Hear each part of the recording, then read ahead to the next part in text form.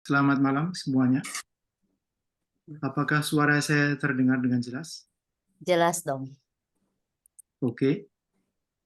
Eh, Pertemuan kali ini berjudul Merindukan, Mencari, Menikmati Makanan Lezat. Berdosakah? Nah, ini adalah tema yang akan kita telusuri pada malam hari ini. Sementara itu, saya akan mengajak para hadirin semua untuk berkelana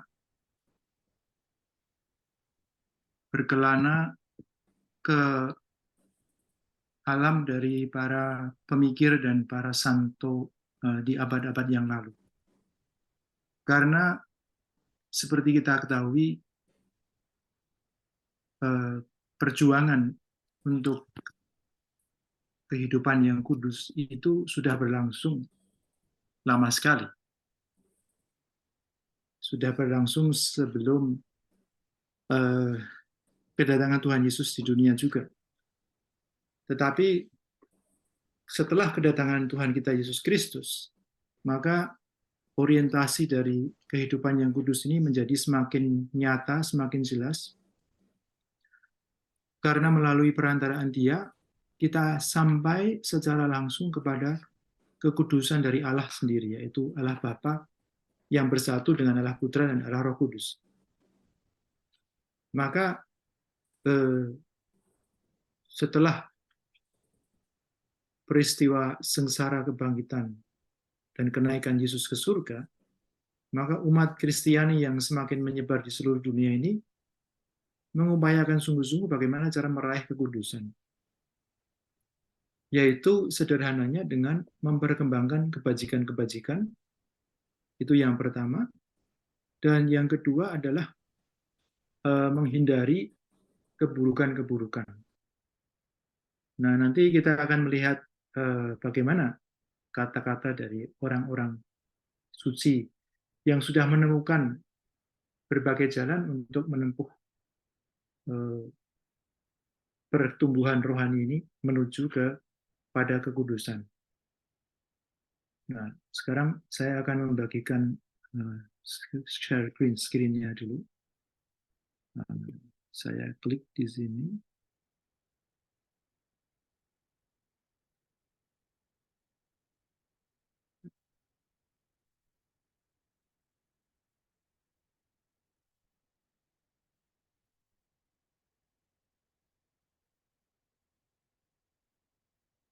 Apakah kelihatan? Belum terlihat dong. Belum terlihat. Iya. Kita coba lagi.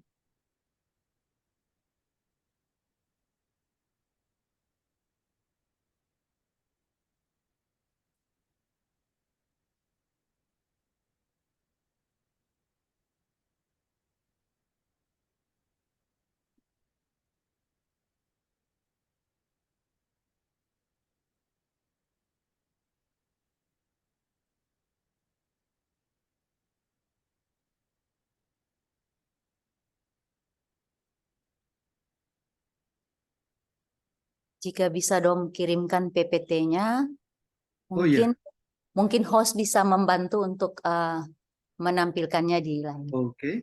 Terima kasih. Rupanya ada yang mengubah komputer ini sehingga tidak bisa ditampilkan. Kemanakah saya harus mengirimnya? Mungkin ke WhatsApp Ibu Regina, dong. Oke, Iya. bentar.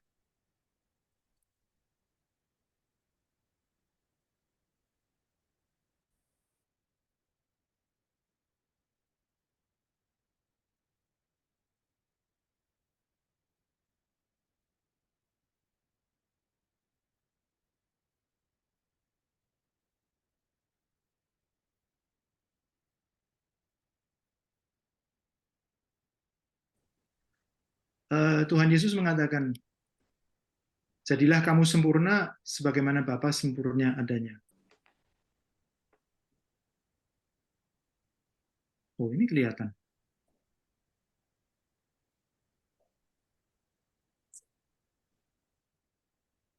Ini dari saya, bukan? Iya, benar. Oke, baik.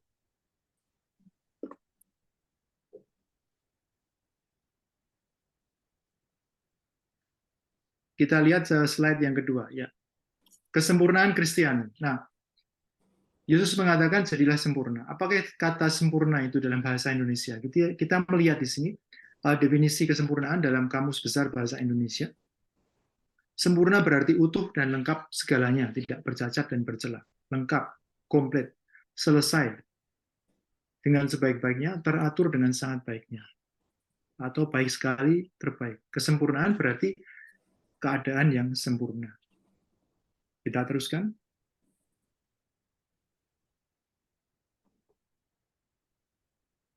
Nah, sekarang apa yang bisa kita lihat dari sini? Kalau kata-kata ini kita terapkan pada apa yang akan kita bicarakan.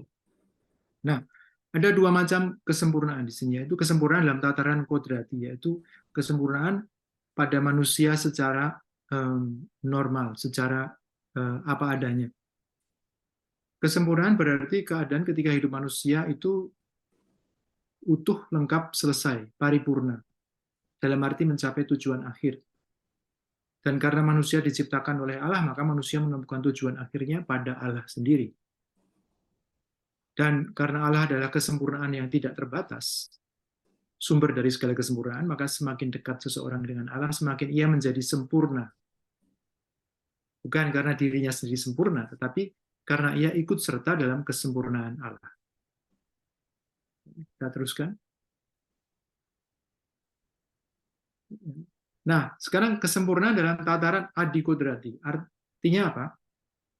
Artinya adalah sesuatu yang tidak bisa diperoleh di alam ini. Karena kesempurnaan ini hanya diperoleh oleh mereka yang digabungkan ke dalam hidup Allah melalui pembaptisan, melalui persatuan kita dengan Yesus sebagai anak Allah. Dengan demikian kita diangkat karena Tuhan Yesus menjadi anak-anak Allah.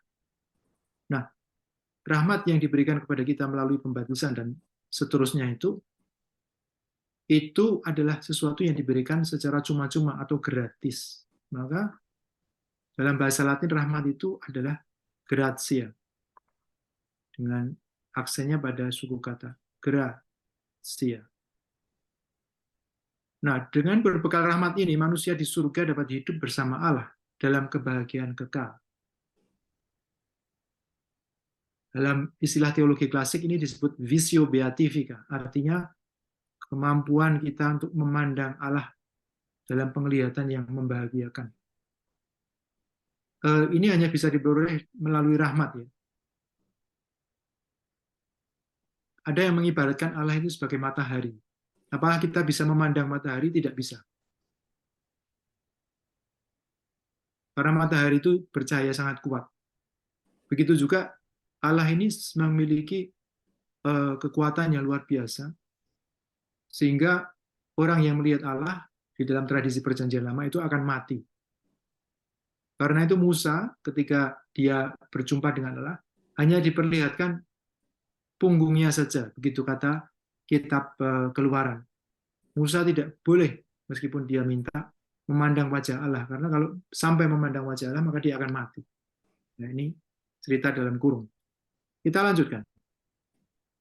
Sebelum kita mencapai hidup kekal, maka rahmat itu akan memberi manusia kemampuan untuk menyempurnakan diri dengan mempraktikkan kebajikan-kebajikan. Kebajikan ini bisa disebut juga sebagai keutamaan. Tetapi keutamaan ini menjadi kata yang kurang jelas, ya. Artinya keutamaan dari mobil ini, yaitu dia memiliki sumber tenaga dari bensin maupun dari listrik. Nah, itu kita bisa mengatakan juga keutamaan, tetapi bukan itu yang dimaksud. Tetapi kebajikan. Ya, kebajikan itu dalam bahasa Latin namanya virtus, atau virtu dalam bahasa Italia, atau virtues dalam bahasa Inggris. Nah, selain mempromosikan kebajikan, manusia juga perlu untuk menghindari kecenderungan buruk atau vici, jamak ya ini, vici atau vices, yaitu kecenderungan buruk yang ada di dalam diri kita. Nah, kecenderungan-kecenderungan buruk ini ada apa saja? Nah, ada menurut tradisi itu ada 7. Tapi saya tidak akan menyebutkan sekarang karena nanti akan mengaburkan. Ya, kita tunda dulu menyebutkan ketujuh dosa ini. Kita sekarang memusatkan diri saja pada satu hal, yaitu kecenderungan buruk yang nanti akan kita lihat lebih lanjut. Nah, semua itu artinya kemampuan manusia untuk menyempurnakan diri itu hanya bisa ditempuh dengan mempersatukan diri semakin erat dengan Tuhan Yesus sebagai satu-satunya jalan, kebenaran, dan hidup yang akan mengantar kita kepada Allah Bapa. Nah, sebentar, ada satu catatan dari saya mengenai istilah tadi.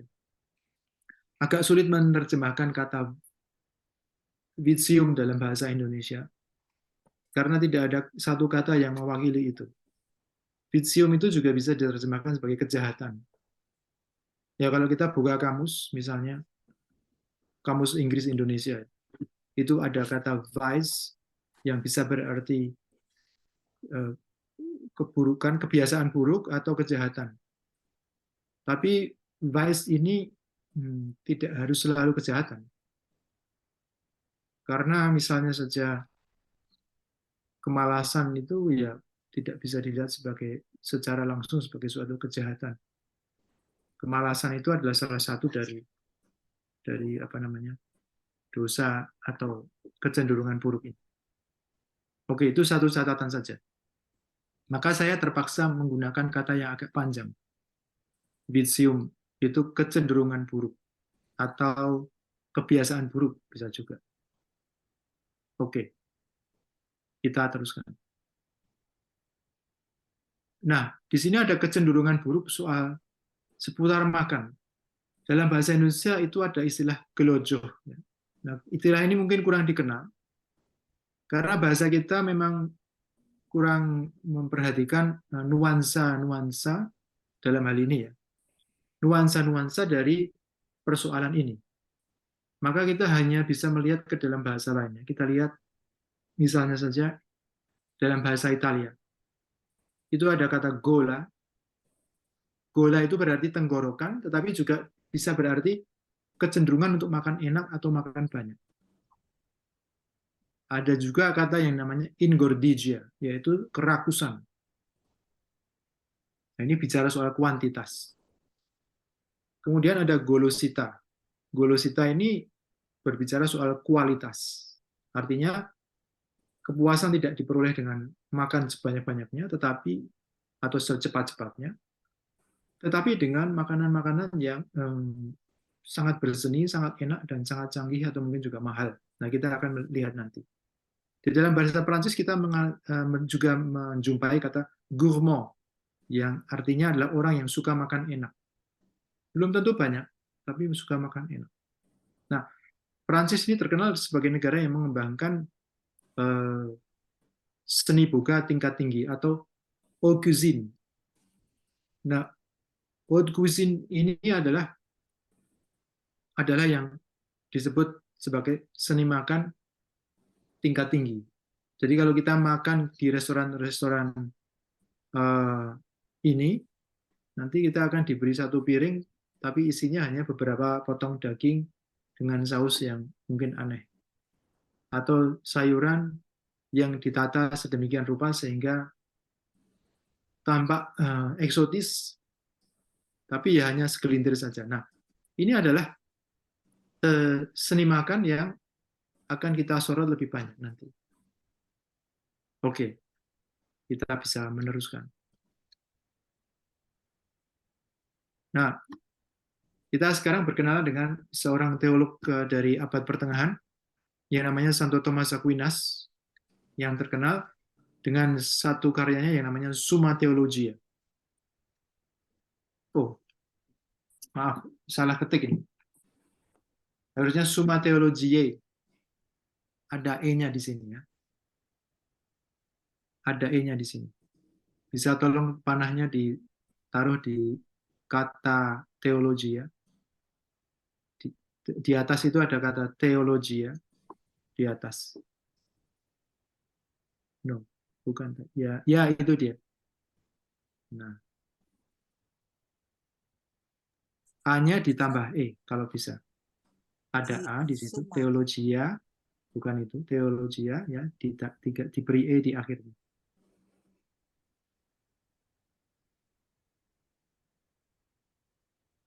Ini? Bukan, A-nya ditambah E, bukan diganti dengan Oke. ditambah. Ya, bagus, terima kasih. Nah, terima kasih sekali Bu.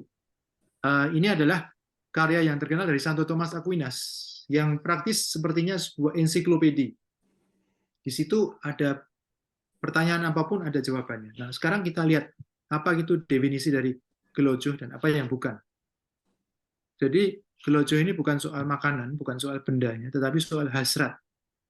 Dari soal manusianya, yaitu hasrat yang tak terkendali oleh akal budi. Nah, jadi ini bukan hanya soal hasrat untuk makan dan minum saja, tapi hasrat yang tidak beraturan atau tidak terkendali. Jadi setiap orang punya hasrat normal untuk makan dan minum. Tetapi hanya hasrat yang tidak terkendali, artinya tidak terkendali apa? Yang tidak beraturan atau terlepas dari tatanan yang ditetapkan oleh akal budi. Karena akal budi adalah tempat bersemayamnya kebajikan, maka apa yang terlepas atau melawan akal budi itu adalah dosa. Maka gelojoh adalah dosa. Orang yang sadar bahwa makannya berlebihan atau dilakukan untuk mencari kenikmatan semata, maka dia bergelojoh atau berbuat dosa. Nah, orang yang bergelojoh sampai melupakan tujuan hidupnya, ingat bahwa manusia kembali kepada Allah. Kalau kita sampai melupakan tujuan hidup kita, yaitu Allah yang harus dicintai sepenuhnya sebagai tujuan hidup di atas segalanya, termasuk di atas suami, di atas istri, di atas pekerjaan kita, di atas hobi kita, dan di atas makanan. Kalau kita sampai melampaui itu, maka kita berdosa berat. Karena segala hal yang melupakan Allah, itu adalah dosa berat. Begitu kata Santo Thomas. Kita lanjutkan. Nah, kita lihat lebih jauh lagi, apa itu gelojoh dalam penampilannya. Oh, terima kasih, Bu. Ya. Terima kasih. Nah, ini mengenai apa, mengenai berapa banyak, mengenai kapan, dan bagaimana. Laute, artinya adalah makanan yang istimewa dan mahal. Misalnya saja kaviar. Ya, makanan kaviar itu telur ikan asin yang didapat dari Rusia dan harganya mahal. Kemudian studiose, apa itu? Studiose adalah makanan cantik, makanan enak, makanan yang dimasak dengan seni buka tinggi. Ya, tidak perlu terlalu tinggi, tetapi makan enak. Ya, sederhananya begitu. Berapa banyak? Ini namanya nimis, kata Santo Thomas. Materinya artinya makan yang terlalu banyak. Mengenai kapan? Preponere, artinya adalah orang yang makan sebelum waktunya. Sudah ada jam makan, tetapi dia mulai jam 10, ya biasanya kita makan sekitar tengah hari kan. Tapi mulai dari jam 10 sudah merasa lapar lalu ngemil atau jajan sampai saat makan siang. Bagaimana? Ardenter, artinya orang yang makan dengan lahap dan rakus. Oke, jadi kita lihat di sini berbagai nuansa dari hasrat makan yang tidak beraturan. Nah, ini sesuatu yang mungkin pantas kita jadikan sebagai daftar pemeriksaan batin. Karena kata-kata Indonesia mengenai makanan ini tidak terlalu mencakup ya. Orang yang rakus itu memang jelas secara etiket tidak sopan dan bisa juga dia berdosa. Tetapi orang yang tidak rakus, suka makan enak, sedikit tetapi mencicipi macam-macam, itu punya kemungkinan juga untuk berdosa. Misalnya saja, kalau saya datang ke acara perhelatan perkawinan, lalu di situ ada stand-stand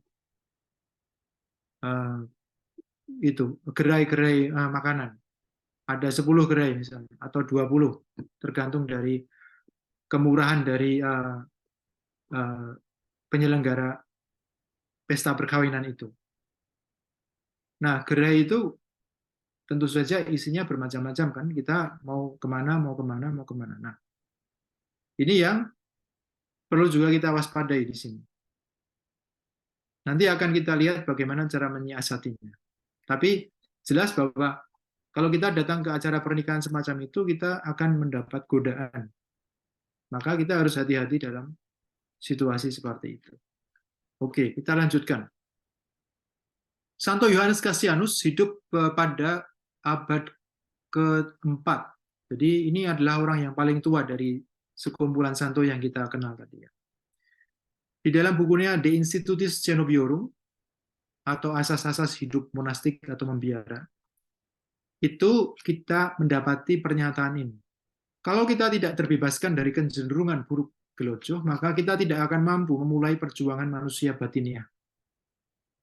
Sebab perut yang syarat terisi dengan makanan tak akan sanggup melaksanakan peperangan manusia batiniah.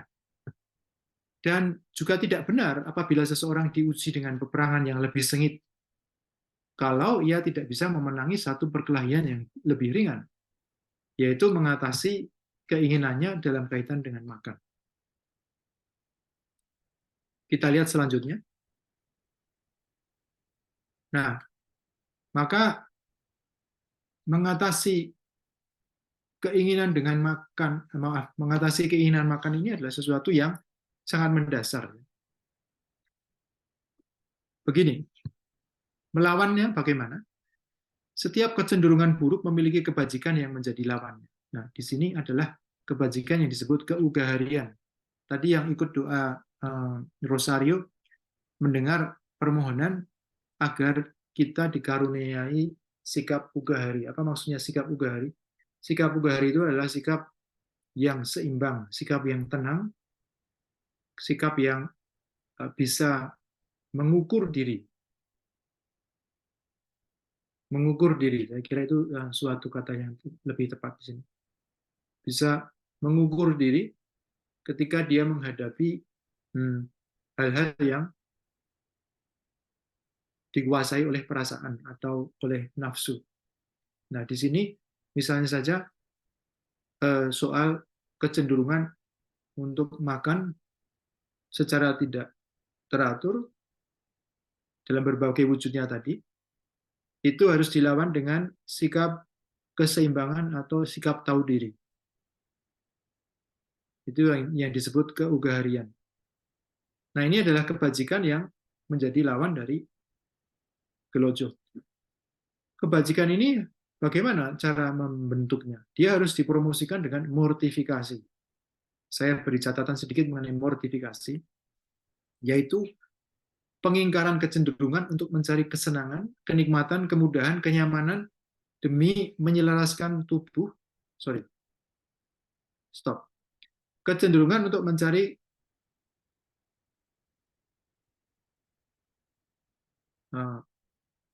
pengingkaran kecenderungan untuk mencari kesenangan, kenikmatan, kemudahan, dan kenyamanan. Oke. Nah, pengingkaran ini bertujuan untuk menyelaraskan tubuh, emosi, dan pikiran kita dengan tujuan hidup yang akhir, yaitu dengan Allah sendiri. Nah, pengingkaran ini di dalam bahasa Indonesia juga sering disebut mati raga.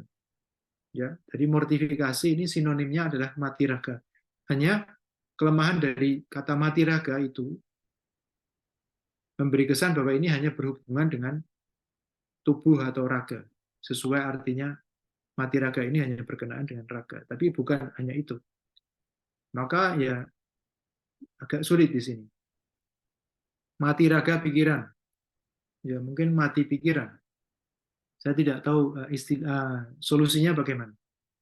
Karena memang mortifikasi itu berasal dari kata mors, mortis yang berarti mati atau kematian. Jadi proses mematikan atau memadamkan itu yang terjadi dengan mortifikasi. Nah, ini harus dilakukan secara lahir dan batin. Secara lahir maksudnya menyangkut tubuh kita, dan secara batin menyangkut pikiran kita. Nah, mortifikasi yang paling dasar itu adalah mengatur atau mengendalikan gelojoh ini. Kecenderungan makan yang tidak teratur. Oke. Mari kita lihat. Contoh. Ini sekarang sudah masuk ke dalam contoh ya. Bagaimana cara menyiasati itu. Dari bukunya yang terkenal, yaitu Latihan Rohani, Santo Ignatius dari Loyola, yang hidup pada abad ke-16, menetapkan beberapa peraturan. Ini peraturan dari latihan rohani pekan ketiga dan hari ke-7. Yang diberi judul Peraturan Seputar Makan untuk Menjamin Masa Depan yang Teratur dalam Memanfaatkan Makanan. Kita lihat bagaimana peraturan ini dan bagaimana kita bisa menarik manfaat darinya. Ya, di dunia barat tentu saja kita mulai dengan roti sebagai makanan pokok.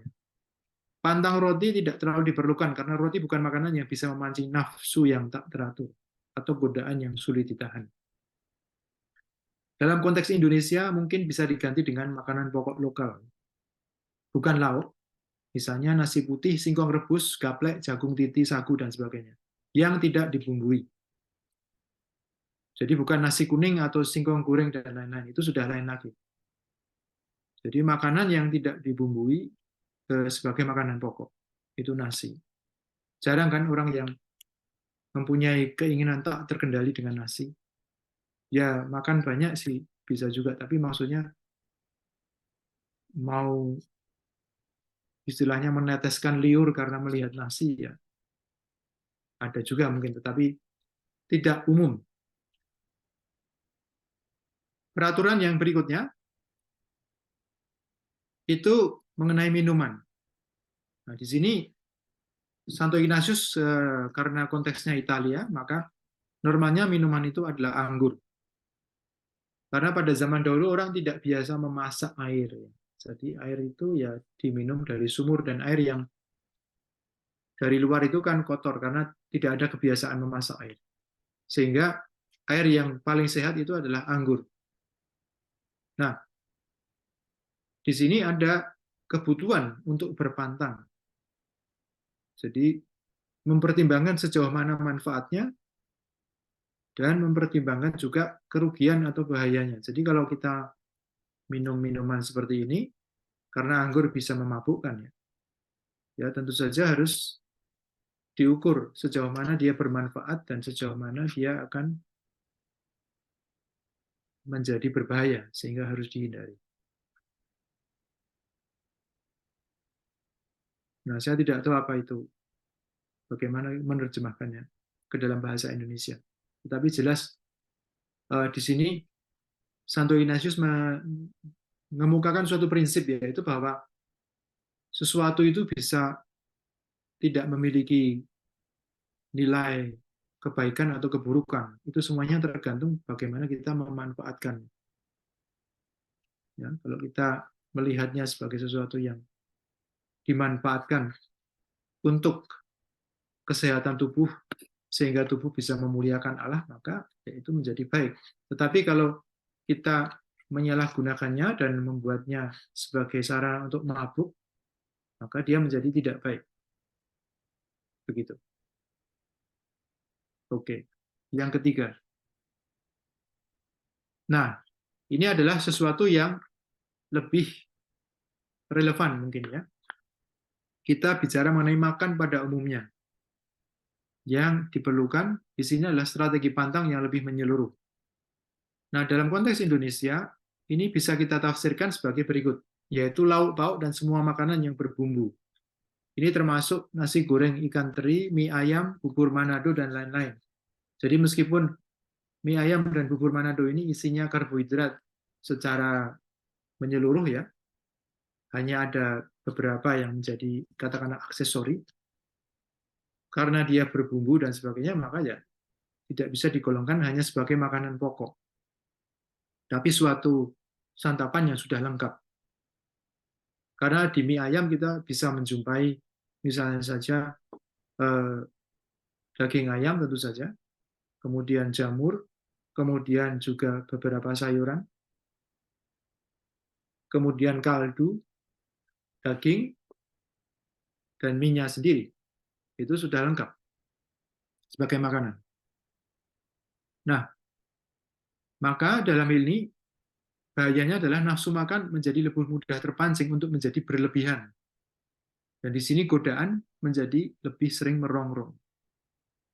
Nah, untuk mencegah ketidakteraturan atau hilangnya kendali itu, maka kita bisa mencoba dua hal ini, yaitu makan makanan yang kurang enak, atau kalau makanannya enak, mengambil sedikit saja. Ya, ini adalah prinsip Santo Ignatius yang namanya agere contra, yaitu melawan sesuatu yang kecenderungan dengan kecenderungan yang lain.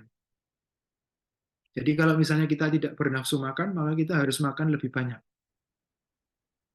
Supaya kita bisa berdisiplin dan tidak mudah mengikuti keinginan perasaan kita atau kecenderungan kemalasan dan kecenderungan-kecenderungan yang negatif lainnya.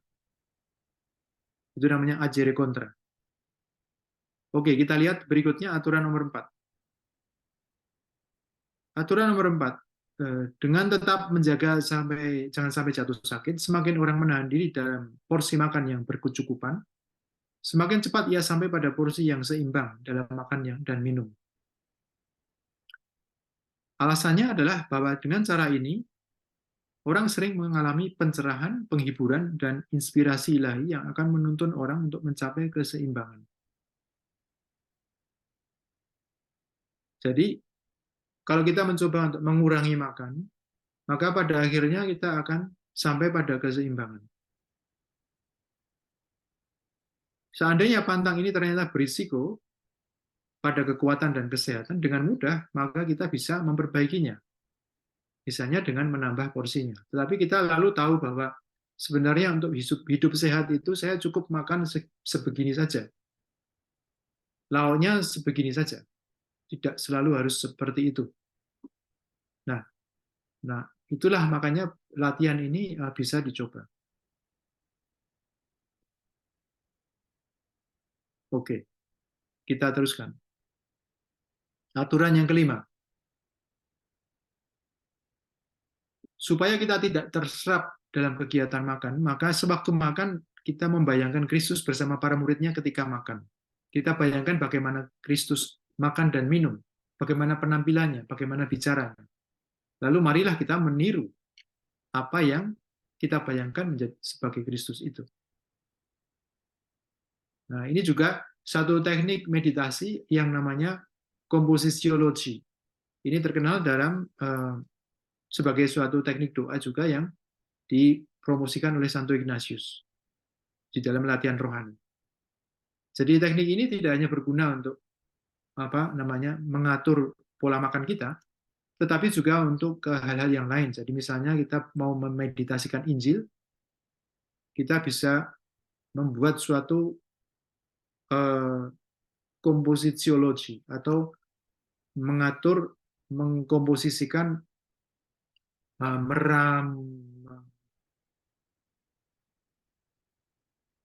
membayangkan sebuah adegan yang di dalamnya kita ikut serta. Jadi misalnya saya membayangkan diri saya ketika Yesus bicara di bukit, saya membayangkan diri saya sebagai satu orang yang mendengarkan dia berbicara.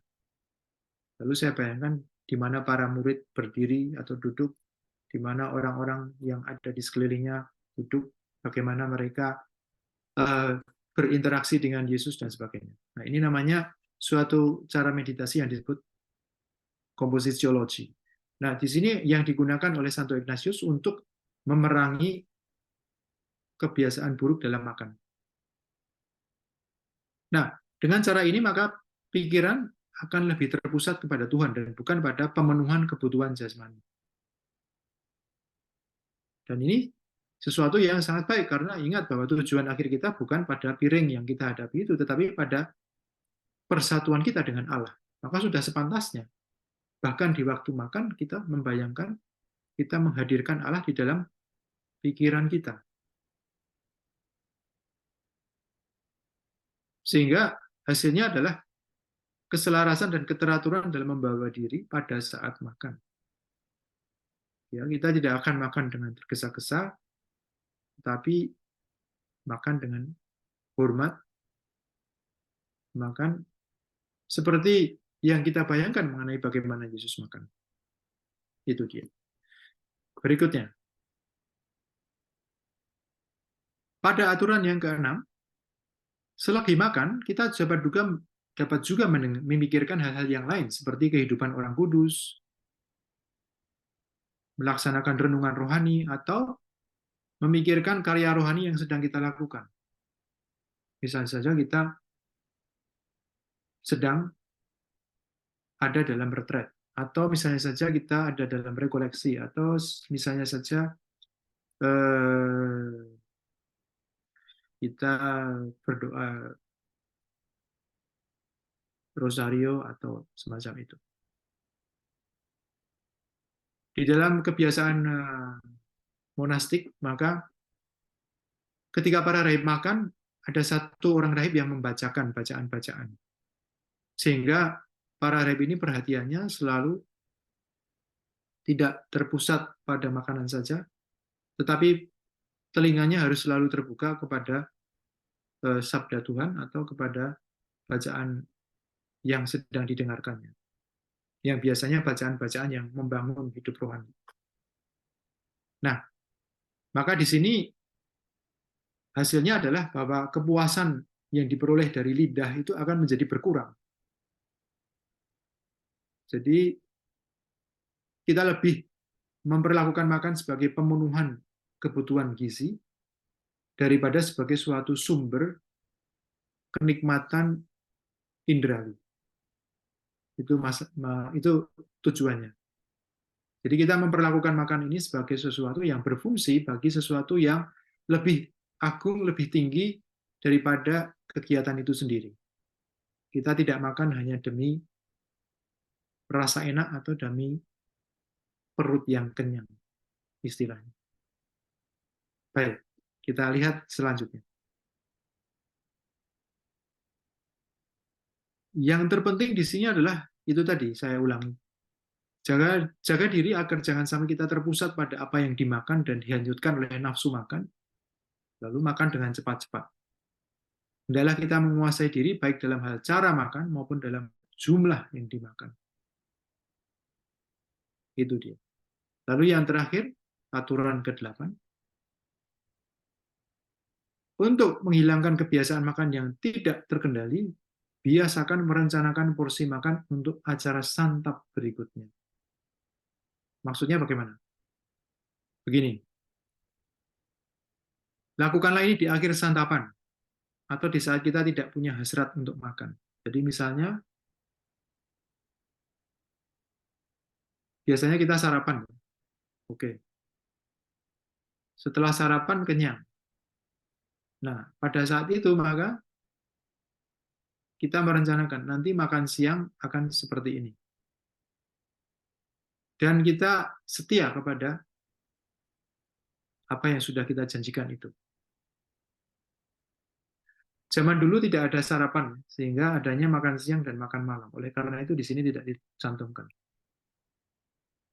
Katakanlah kita makan siang jam 1. Nah, setelah kita kenyang makan siang, maka kita membuat janji. Nanti malam saya akan makan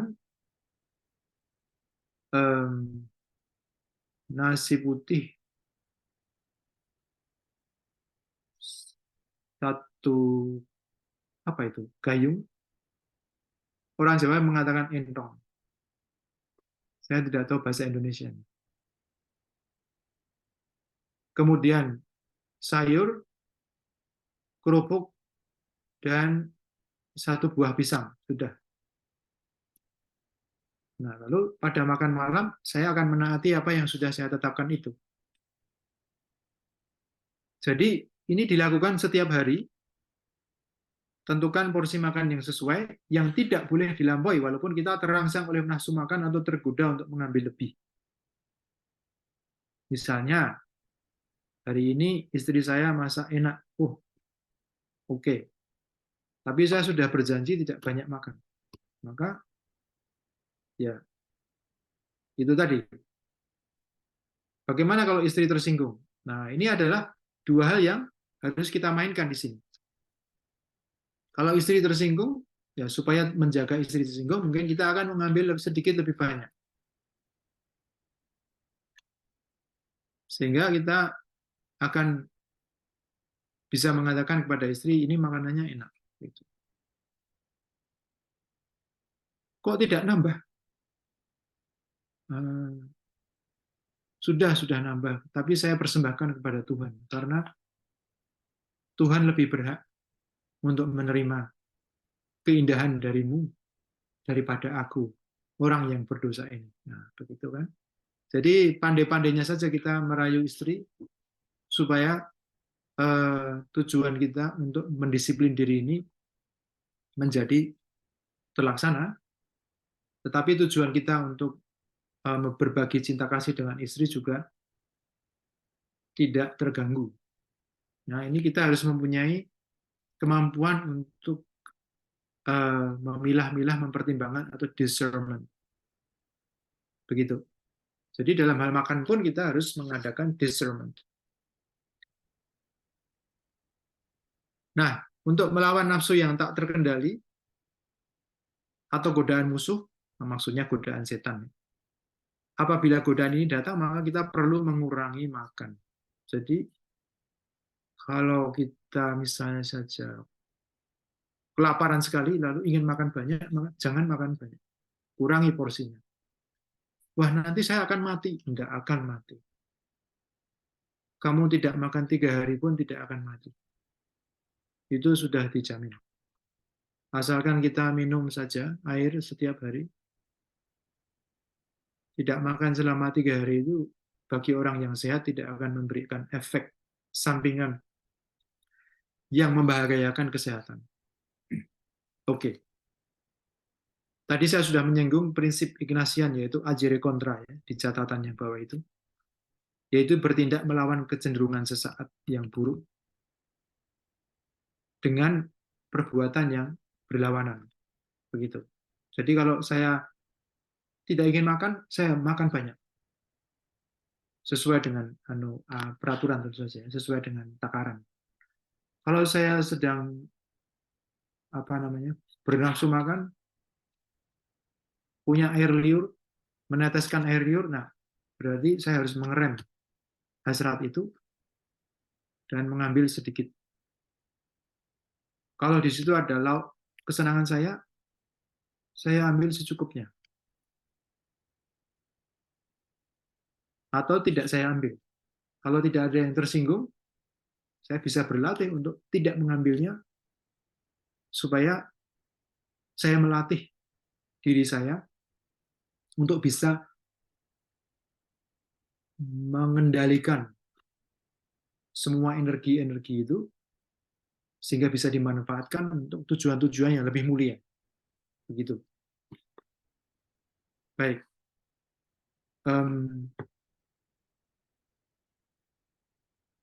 Masih ada berapa lama sisa waktunya?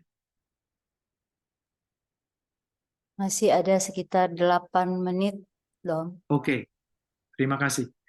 Nah, Ibu Regina sudah memberi saya pesan supaya mengangkat riwayat seorang kudus, bagaimana dia bersikap terhadap makanan dan bagaimana dia membawa diri ketika makan. Nah, kebetulan karena kita sudah bicara mengenai Santo Ignatius, kita mengatakan juga bagaimana cara hidup sehari-hari beliau yang diambil dari kesaksian seorang Yesuit, yaitu Romo Luis Gonçalves da Camara. Dalam catatannya yang disebut memorial atau catatan ingatan. Dia adalah seorang imam Portugis yang pada 1555 tinggal serumah bersama Santo Ignatius di Roma. Dan ia menulis buku catatan pribadi yang merekam pengalamannya selama ia mendampingi Santo Ignatius, dan kemudian ditambah dengan beberapa catatan sesudah ia meninggal. Pada waktu itu dia menjadi pengelola rumah tangga, atau istilah SY-nya adalah minister. Jadi dia terlibat dalam kelompok terdekat Santo Ignatius bersama orang-orang lain seperti Polanco dan sebagainya. Dan dia melewatkan keseharian bersama Santo Ignatius juga. Jadi misalnya sering makan bersama. Oleh karena itu kesaksiannya cukup berharga dan patut untuk kita simak pada kesempatan ini. Mari kita lihat berikutnya apa yang dia catat, yaitu mengamati Santo Ignatius ketika dia makan. Ini nomor yang terdapat dalam buku Memoriale, nomor 188 dan seterusnya. Ternyata Santo Ignatius makan sedikit ya. Dan ketika diberi tahu bahwa ikan yang terhidang bisa mengurangi kesehatan, dia menjawab, sejumput racun tak akan mematikan. Nah, ini adalah untuk memortifikasi keinginan untuk selalu hidup sehat. Dan ini memang benar ya. Jadi kalau kita makan makanan yang tidak sehat atau kotor sekali saja, ya tidak akan membuat kita mati. Itu benar. Kita lebih akan merasa jijik daripada kita tidak makan, lebih karena kita merasa jijik daripada pertimbangan-pertimbangan kesehatan. Biasanya begitu. Kemudian Santo Ignatius juga tidak pernah menyatakan senang terhadap makanan betapapun enaknya, tetapi dia hanya mengatakan kalau ditanya, ini cocok untuk saya. Sebaliknya dia juga tidak pernah mencela atau mengeluh terhadap makanan yang tidak dimasak dengan baik, makanan yang terlalu asin atau hambar, bahkan yang berisiko terhadap kesehatan. Ya, itu saat makan. Tetapi setelah makan nanti ia akan memberikan penitensi kepada juru masak untuk melatih kebajikan dari juru masak itu. Ya, seorang juru masak harus menyajikan makanan yang enak, bukan karena untuk mempromosikan gelojoh, tetapi demi cinta kasih. Jadi menyiapkan makanan secara baik, memasak makanan yang memiliki kelezatan, itu sesuatu yang baik. Makan makanan enak itu baik. Karena Tuhan mengaruniai kita lidah untuk dimanfaatkan. Yang tidak baik adalah kalau itu semua lepas kontrol. Ya, menjadi tidak beraturan. Kita teruskan. Bertingkah laku sangat sopan pada waktu makan. Jadi Santo Ignatius tidak memperbolehkan anggota serikat untuk berbicara mengenai kebiasaan makan orang lain. Misalnya orang itu bersendawa. Orang itu kalau minum berbunyi gluk gluk gluk. Itu tidak boleh. Kemudian dia juga lebih sering menjadi pendengar dalam percakapan di meja makan.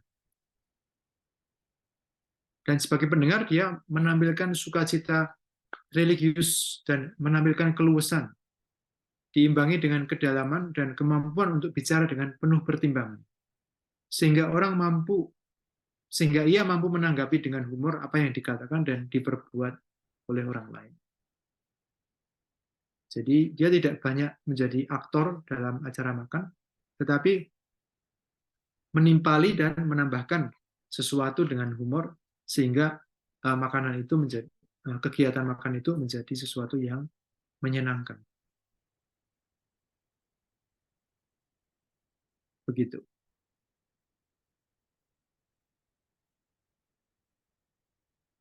Kemudian saya kira ini sudah habis ya. Ya, begitulah kira-kira beberapa orang kudus yang kita ketengahkan di sini yang bisa menjadi inspirasi bagi kita mengenai bagaimana kita mengevaluasi pola makan kita, kebiasaan makan kita. Mungkin kita baik kembali kepada slide yang di awal tadi, mungkin nomor 5. Ya. Nomor 5.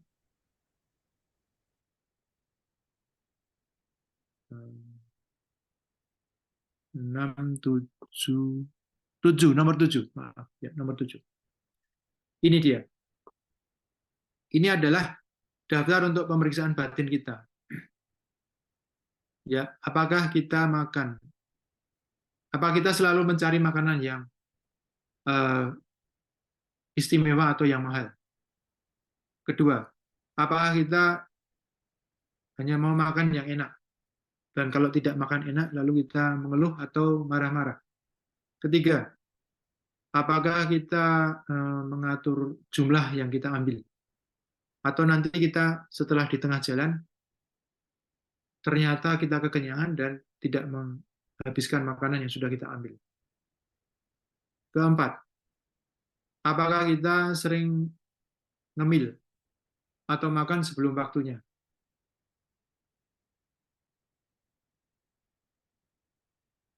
Kelima, apakah kita makan dengan tempo atau kecepatan yang normal, ataukah kita ngebut sampai berbunyi, misalnya saja.